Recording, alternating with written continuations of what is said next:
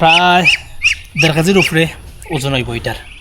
Viewers, কয়েকদিন আগে একটা ভিডিও দিছিলাম যে আমার চীনা হাঁসর ছোট্ট আকারে একটা খামার করছি। আসলে চীনা হাঁসর আলহামদুলিল্লাহ আগেও কইছি যে আমার চীনা হাঁস পলা দিন একটা মারা গেছিল, পরে কোনো হাঁস মারা গেছে না।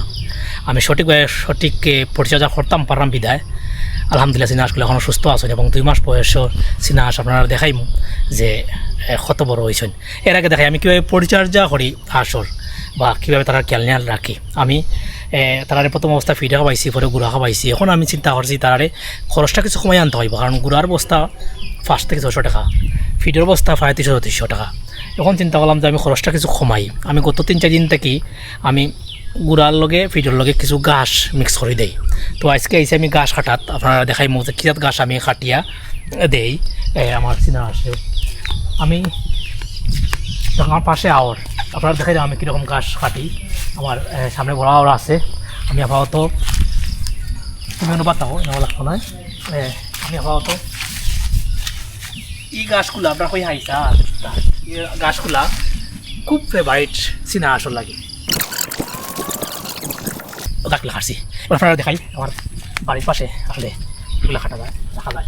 আমার সাথে আছে সুহেল, ইতালি প্রবাসী ছোটো ভাই। আমি তারা দেখাই ভিডিও করে আসলে খুব হনেস্ট, আমার খুব বেশি রেসপেক্ট করে এবং প্রতিনিয়ত আমার কাছে আইয়া দেখে আমার কাজ কাম।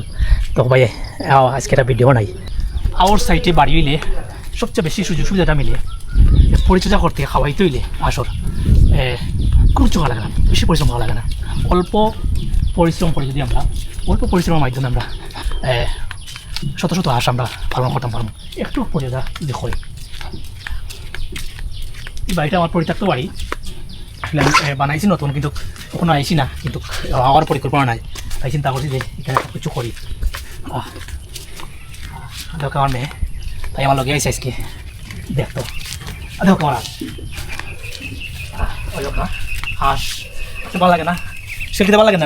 ভালো লাগে, ভালো লাগে, সুন্দর দেখতে, সুন্দর লাগে। প্রায় 1.5 কেজির উপরে ওজন হইব এটার।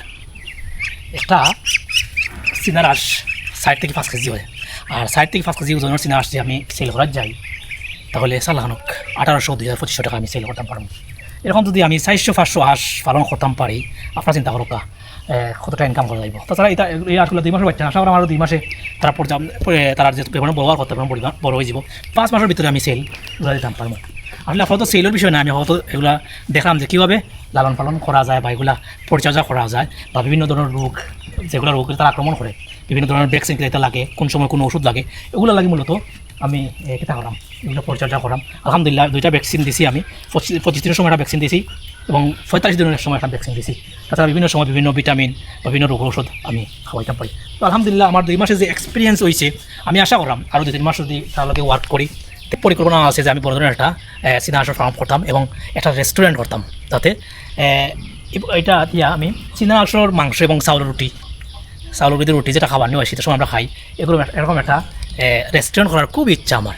তো ইনশাআল্লাহ বিবাস আমার সাপোর্ট দিয়ে যাইবা এবং উৎসাহ দিয়ে যাইবা। আশা করলাম যে আমিও আশাবাদী যে আমি ভবিষ্যতে এরকম একটা কিছু করতাম পারবো এবং আমার দেখা দেখি যারা বেকারত্ব আসেন তারাও এরকম একটা ফার্ম বা বিভিন্ন ধরনের ফার্ম এগ্রো ফার্ম আমার লোক জড়িত হইতা আমি আশাবাদী। ইনশাআল্লাহ পরবর্তীতে আপনারা দেখার চেষ্টা করবো আর সাপোর্ট দিয়ে যাইবা। ধন্যবাদ। আল্লাহ হাফিজ। আসসালামু আলাইকুম ওয়া রাহমাতুল্লাহি ওয়া বারাকাতুহু।